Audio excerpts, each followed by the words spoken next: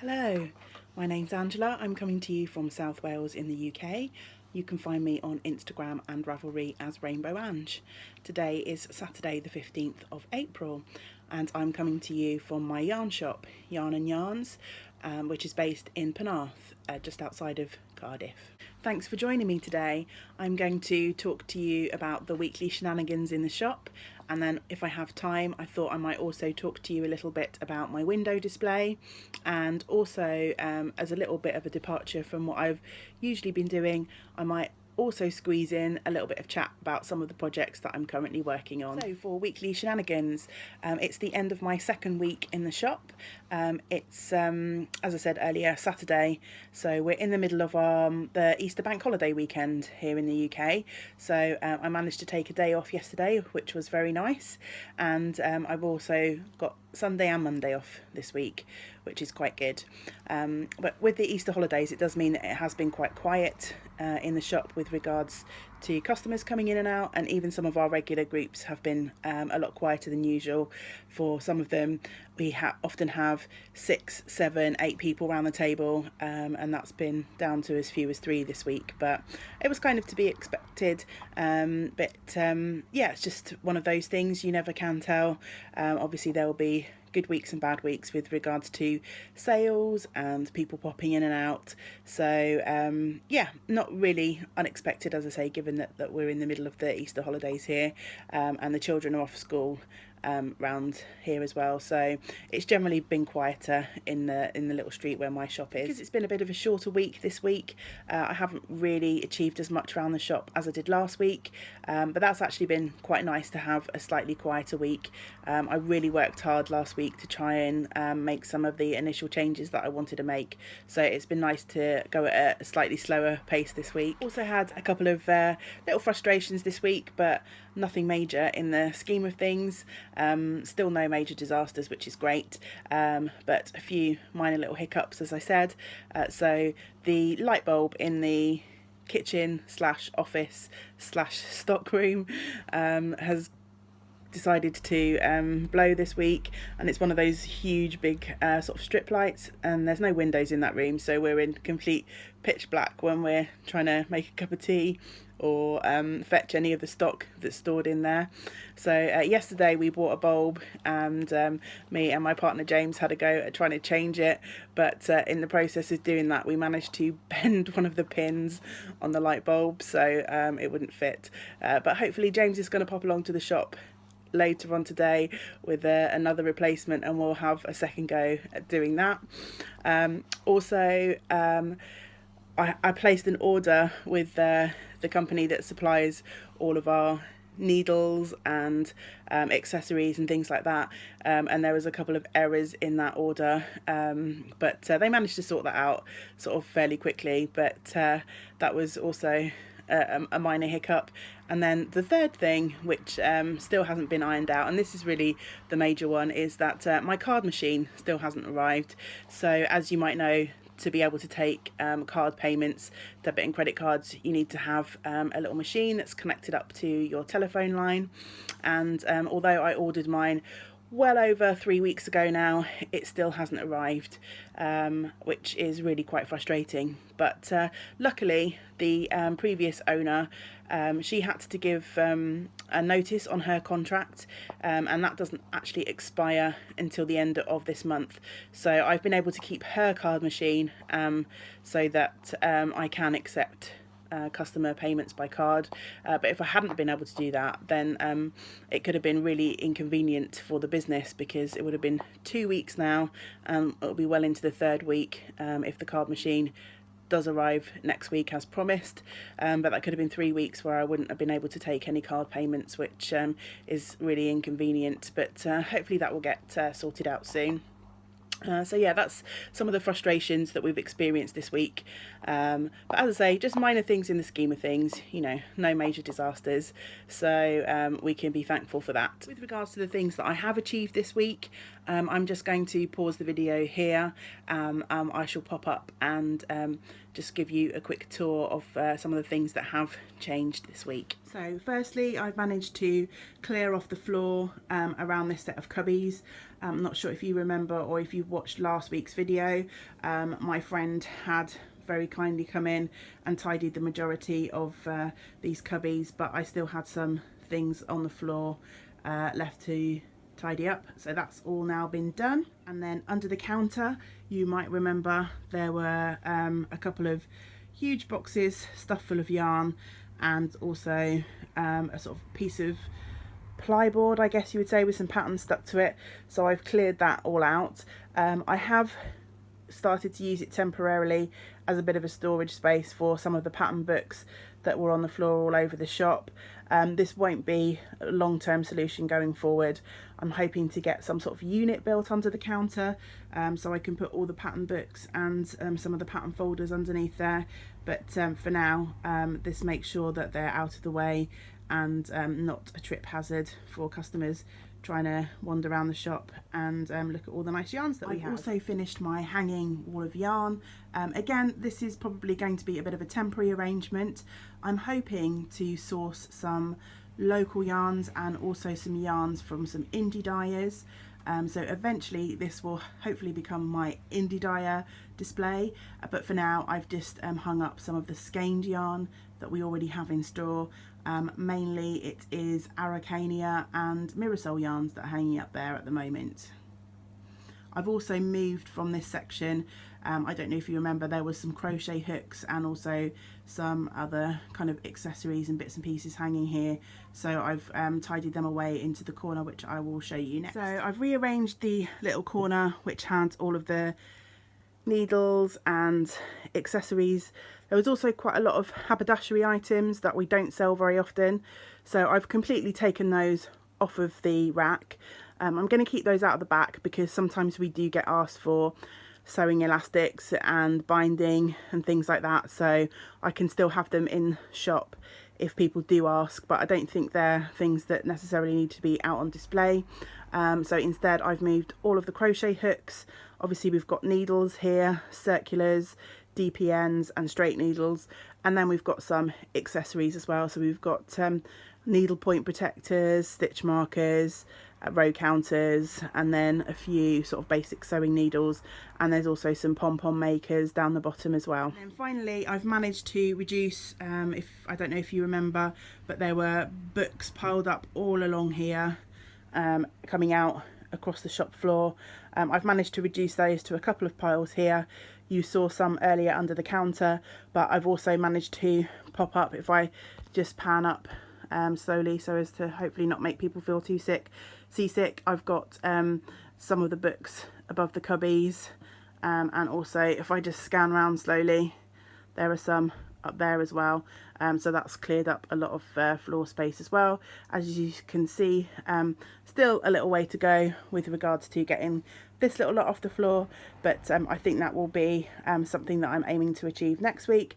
I've also cleared a couple of sort of cubby spaces around the shop, so that should help me achieve my goal to get the rest of the bits and pieces that are still hanging around on the floor up off the floor, so that we should have a nice clear shop for people to be able to walk around with. So back in my little recording space again.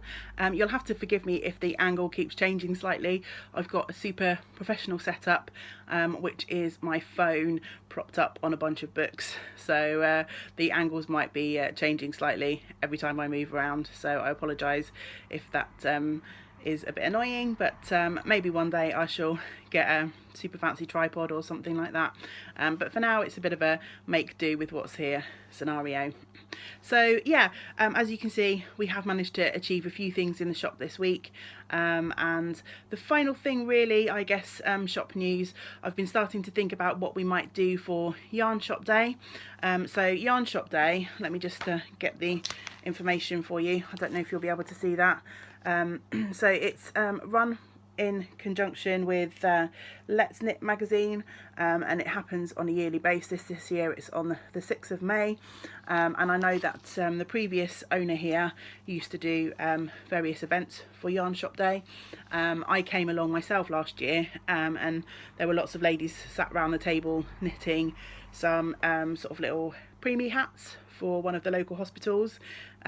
I'm not sure if I will do something exactly the same as that. As I say, I'm just starting to think about it. It's only a couple of weeks away, but obviously it's coinciding with quite with me taking over the shop, so there's not much time for me to kind of think about it, but I was thinking about maybe doing something a little less formal, so in the morning, you know, just having a sort of knit and natter.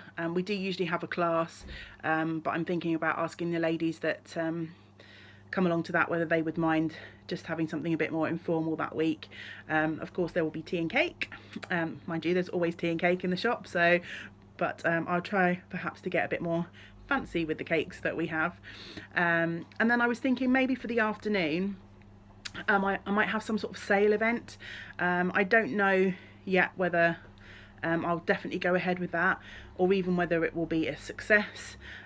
We've got Wonderwall, which is the big sort of fibre festival coming up here in Wales next weekend, so I know a lot of people probably would have spent their yarn budgets for the foreseeable future at Wonderwall, so whether they'll be interested in a sale, I don't know, but as you might remember from my first few videos, we've got quite a lot of stock in the shop and out the back, given the size of the shop, and I've had to take quite a bit home just to be able to sort of clear the floor space. So I was thinking it might be nice to have, as I say, some sort of sale event in the afternoon to maybe try and free up some more space, and get rid of is not really the right word because it's all really lovely yarn, but just maybe sort of clear some of the excess stock and give me some room. I'd really like to start bringing in a few new bits and pieces, but at the moment it's kind of impossible because there's just nowhere to put anything new. We're kind of packed to the gills, but yeah, that's something that I've been thinking about this week. But if you've got any ideas about what sort of events you might like to see at your local yarn shop for a yarn shop day, even if obviously you can't come along here, I'd be grateful to receive any ideas, so yeah, put them down below, leave me a comment. So for the next little section of this vlog, I thought I'd chat to you a little bit about my window display. I think the window display was one of the things that I was most worried about doing. There are so many things that you need to think about, and things that I didn't really think about when I decided to become a small business owner. You're kind of like a one woman or man show really. You need to think about everything from customer service, marketing, through to accounting, and obviously things like your window displays and how you're going to present the shop, and they're all things, being a new yarn shop owner and kind of new to retail really. It's been a long time. I worked in retail when I was a student, but we're going back 20 something years ago now, so it's been a long while since I've had any experience with that sort of thing. So trying to come up with a window display was sort of quite daunting really, but it has turned out to be one of the more successful things that I've done in the shop, which has been really nice. We've had a few people just wandering by. I'm assuming probably they live locally in the area and they pass by the window every day, but they've just opened the door and sort of said how lovely the window looks, which is really nice. And most customers that come in have also kind of commented about how nice and lovely and light and bright the window looks, so I'm really pleased for a first attempt at how well that's gone.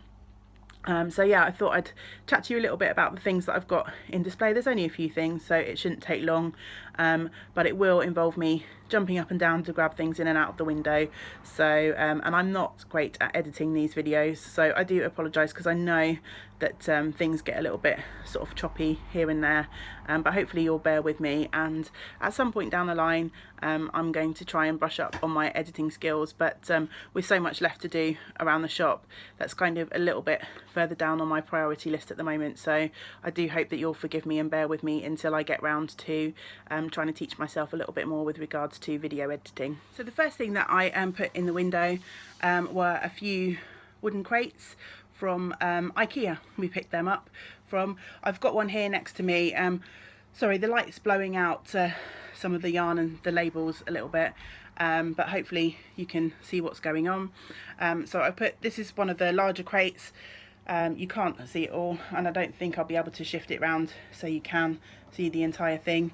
but it's quite a large crate, and I bought 2 smaller crates as well.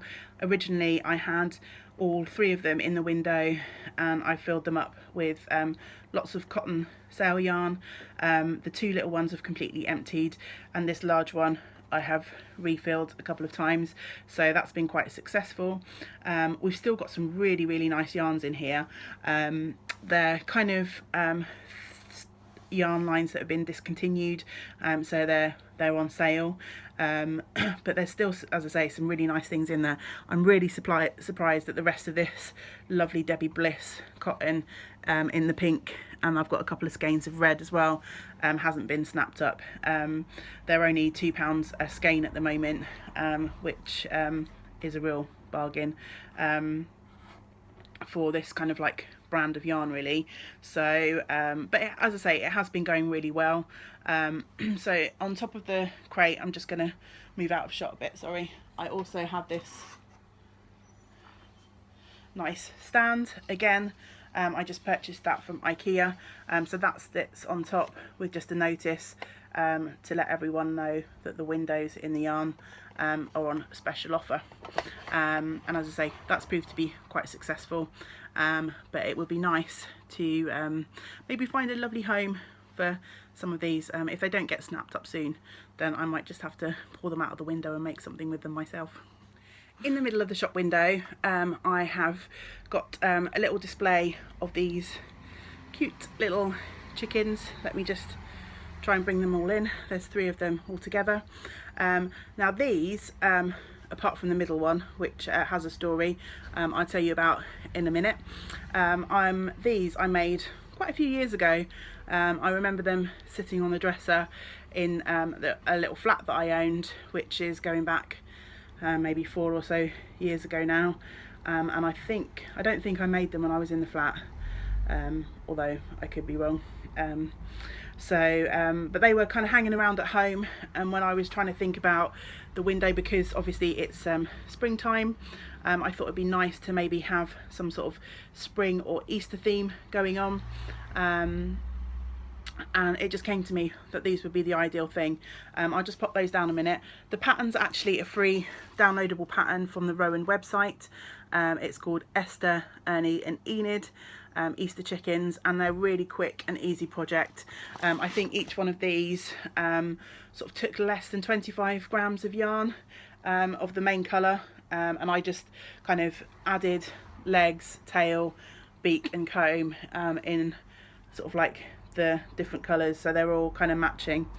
So yeah, quick easy project. And then you're meant to put some lentils or some rice or beans or something in the bottom to help them sit.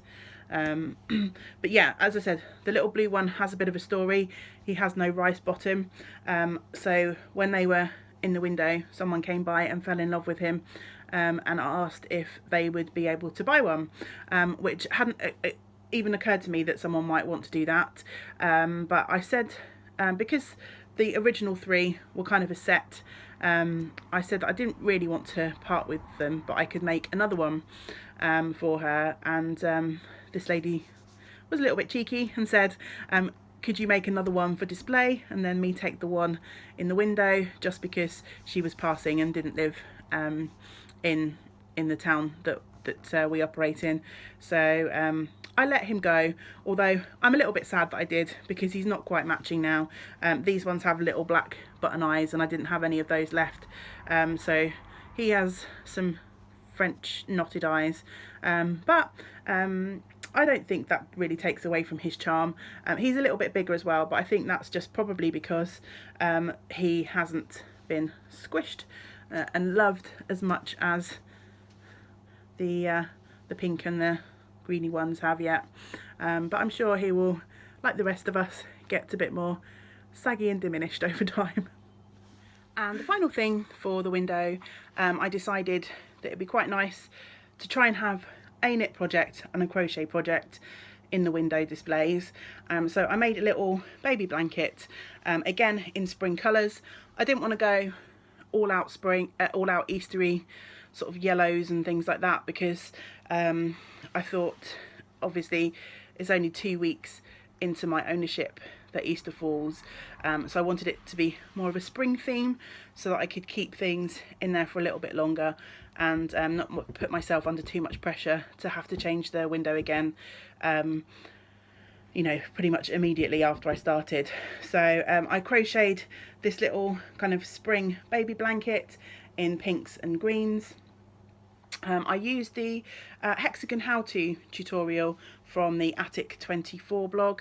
I'm sure all of you out there will be familiar with Lucy and her blog. She has some amazing patterns, and a lot of the stuff that she puts on her blog, you know, it's kind of free patterns, and you can buy kits and things for some of her blankets, but she's very generous with her knowledge and information on how to make things.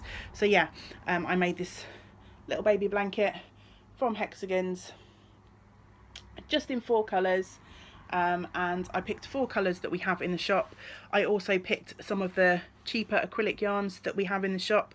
Yeah, handmade can be quite expensive, as we know sometimes. I think there's a perception that if it's homemade, you can get away with doing things cheaper, but as we know, lots of the lovely yarns don't come cheap, and neither should they. There's lots of time and effort that goes into the production of them, but yeah, I wanted to make something from some of the cheaper ranges of yarns. Not only is acrylic sort of easy care for a baby project, you can sort of chuck them in the washing machine without causing any damage, but also I wanted to have something that you know, people knew that could be made for just a few pounds. So as I say, I chose some of the cheaper yarns that we have in store, 4 colours, and I used 100 gram balls with leftovers for this blanket. So you could make this from £8 if you chose those cheaper yarn options and stuck with 4 colours. Obviously you could make it with as many or as few colours as you wish, and you could make it a lot bigger than what I have done as well. So I had to take a longer than planned break there. I had a couple of customers come in, and then another customer through on the telephone.